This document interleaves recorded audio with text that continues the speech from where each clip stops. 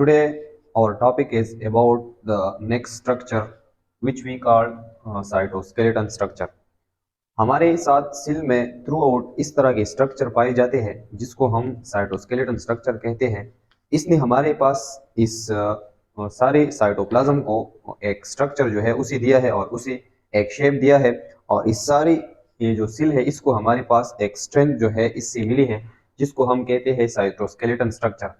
ये हमारे पास थ्रेड एक पतले से स्ट्रक्चर जो है ये साइटोप्लाज्म में हमारे साथ पाए जाते हैं जिसको हम ऑर्गेनील नहीं कह सकते, लेकिन ये हमारे पास प्रोटीन से बने हैं और थ्रू आउट द साइटोप्लाज्म ये स्ट्रक्चर जो है ये हमारे साथ डिस्पर्स हुए है और इसने सेल को एक शेप दिया है और इसकी वजह से सेल जो है ये अपना मूवमेंट करता है और इसकी वजह से सेल को एक स्ट्रेंथ एक ताकत जो है वो मिलती है। तो अब हम उन साइटोस्केलेटन स्ट्रक्चर के बारे में पढ़ते हैं। ये हमारे लिए बहुत ज़्यादा इंपॉर्टेंट है क्योंकि इसकी बेस पर ही हम अपने आने वाली जो ऑर्गेनील है जिसको हम सेंट्रियोल कहते हैं उसको भी हम इसकी बेस पर एक्सप्लेन करेंगे और हमारे पास जो सीलिया और फ्लैजिला है उनको भी हम इसकी बेस पर एक्सप्लेन करेंगे। तो सबसे पहले हम इस स्ट्रक्चर को इंट्रोड्यूस करते हैं कि हमारे पास सेल में वो कौन से स्ट्रक्चर है जो एक ढांचे की तरह, जिस तरह हमारी बॉडी में बोन एक ढांचे की तरह वर्क करता है, इसी तरह हमारे पास सेल में भी कुछ इस तरह स्ट्रक्चर है जो एक स्केलेटन एक ढांचे की तरह वर्क करते हैं सेल में। साइटो का मतलब हमारे पास है साइटोप्लाज्म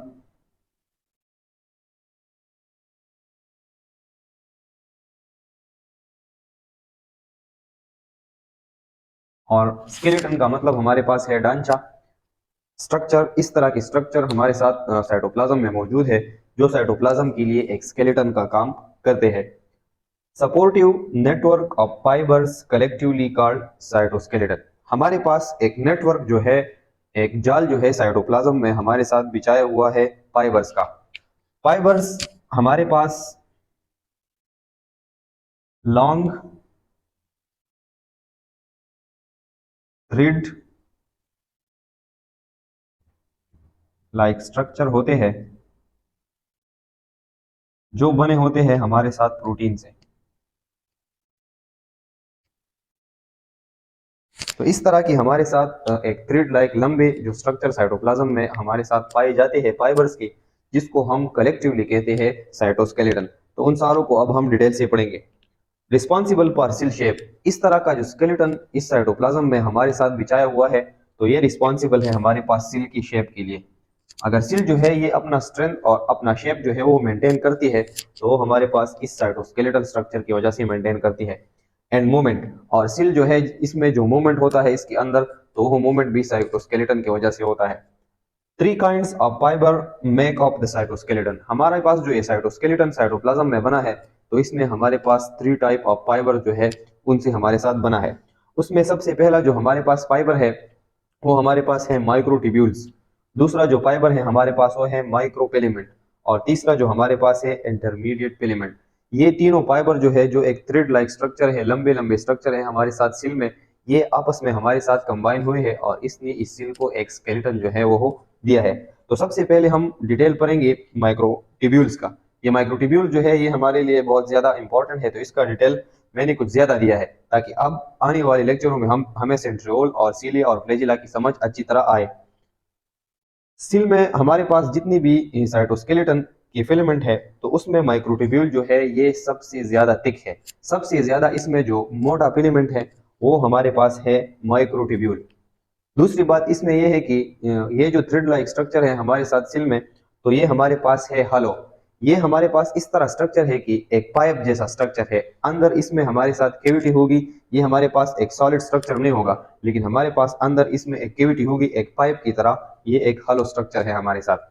मेड ऑफ ट्यूबुलिन, हमने ये बताया था कि हमारे साथ जब भी हम फाइबर की बात करते हैं तो वो थ्रेड लाइक स्ट्रक्चर होते हैं और वो प्रोटीन से बनते हैं।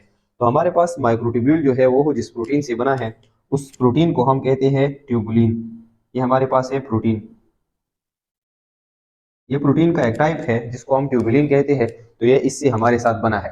तो अब हम ये पढ़ते हैं कि इसकी लोकेशन हमारे पास बॉडी में कहाँ कहाँ है। बॉडी में किन किन पार्ट्स में हमारे साथ, सेल के कौन से पार्ट में हमारे साथ माइक्रोट्यूब्यूल जो है वो मौजूद होते हैं। एक तो हमारे पास ये थ्रू आउट साइटोप्लाज्म जो है ये मौजूद होते हैं। जैसा ऑलरेडी हमने बताया कि साइटोप्लाज्म को इसने एक स्केलेटन एक ढांचे का काम किया है। दूसरी तरह सीलिया जो हमारे साथ बनती है सेल में, नेक्स्ट वीडियोस में हम इनको पढ़ेंगे तो उसकी कंपोजिशन भी हमारे साथ जो है माइक्रोट्यूब्यूल से होती है। इसी तरह प्लेजिला की कंपोजिशन भी हमारे साथ इस तरह है जिस तरह हमारे पास है माइक्रोट्यूब्यूल्स। सेंट्रियोल जो है वो हमारे पास जब बनता है तो वो भी हमारे साथ माइक्रोट्यूब्यूल से बनता है। बेसल बॉडी या जिसको हम बेसल ग्रेन्यूल कहते हैं तो वो भी हमारे साथ माइक्रोट्यूब्यूल से बनता है। स्पिंडल फाइबर्स भी हमारे साथ जो है माइक्रोट्यूब्यूल से बनते हैं। ये हमारे पास वो फाइबर है जो सेल डिवीजन में हेल्प करते हैं। सेल साइकिल में हम फिर उनको डिटेल से पढ़ेंगे एटसेट्रा। और भी बहुत ज्यादा ऐसे सेल्स है जहाँ स्पेशली हमारे साथ ये माइक्रोट्यूब्यूल जो है ये मौजूद होते हैं। तो अब हम इनका थोड़ा जो है स्ट्रक्चर ड्रा करते हैं। हमने ये बताया था कि हमारे पास जो ये माइक्रोट्यूब्यूल है तो ये हॉलो स्ट्रक्चर है। इसका मतलब ये है कि इनसाइड एक पाइप की तरह हमारे पास इसमें एक कैविटी जो है ये थ्रू आउट इसमें एक कैविटी मौजूद होगी।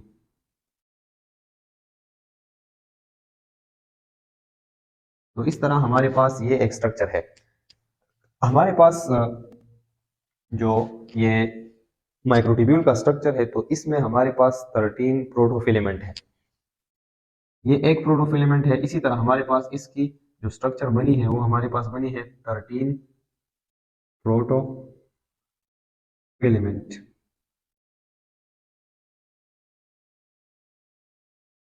अब हम इसको एक्सप्लेन कर रहे हैं कि हमारे पास ये प्रोटोफिलेमेंट जो है ये हमारे पास क्या है। हमारे पास जो ट्यूबुलिन प्रोटीन है हमने ये बताया था कि हमारे पास माइक्रोट्यूब्यूल जो है ये ट्यूबुलिन प्रोटीन से बने हैं। तो इस प्रोटीन की हमारे पास 2 सब यूनिट है। एक सब यूनिट हमारे पास है अल्फा और दूसरा हमारे पास है बीटा। तो ये अल्फा और बीटा जो ट्यूबुलिन की हमारे पास सब यूनिट है तो ये इस माइक्रोट्यूब्यूल की स्ट्रक्चर में स्पाइरली जो है एक दूसरे से सराउंडेड हुए हैं। एक स्पाइरल की तरह इस ट्यूब्यूल में हमारे पास सराउंडेड हुए हैं। अगर आप देखें तो ये जो मैंने ड्रा की है तो ये हमारे पास है alpha unit of tubulin protein. इसका जो दूसरा लेयर होगा ये हमारे पास होगा beta unit of alpha, beta unit of tubulin protein. इस तरह फिर alpha unit of tubulin protein होगा। फिर इसके बाद भी हमारे साथ बीटा सब यूनिट होगा ट्यूबुलिन प्रोटीन का। तो इसी तरह अल्फा और बीटा जो सब यूनिट है ट्यूबुलिन प्रोटीन की ये इस हॉलो स्ट्रक्चर में स्पाइरल की तरह अरेंज होंगे और हमारे पास माइक्रो ट्यूब्यूल का स्ट्रक्चर जो है ये बनेगा। तो अगर हम इस तरह देखें तो अगर आप इस स्ट्रक्चर को देखें तो ये हमारे पास बन जाता है एक प्रोटोफिलेमेंट। प्रोटोफिलेमेंट हम इसको कहते हैं कि इसमें हमारे पास अल्फा और बीटा ट्यूबुलिन प्रोटीन के जो सब यूनिट है वो अल्टरनेटिवली हमारे साथ अरेंज होंगे।